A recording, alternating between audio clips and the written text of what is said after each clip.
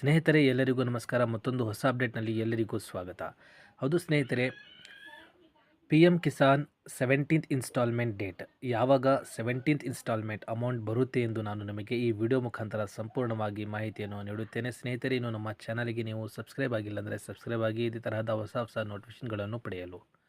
ಪ್ರಧಾನಮಂತ್ರಿ ಕಿಸಾನ್ ಸಮ್ಮಾನ್ ನಿಧಿ ಯೋಜನೆಯ 16ನೇ ಕಂತಿನ ಹಣವು ಈಗಾಗಲೇ ಅರ್ಹ ಫಲಾನುಭವಿಗಳ ಖಾತೆಗೆ ನೇರವಾಗಿ ಸಂದಾಯ ಮಾಡಲಾಗಿದೆ.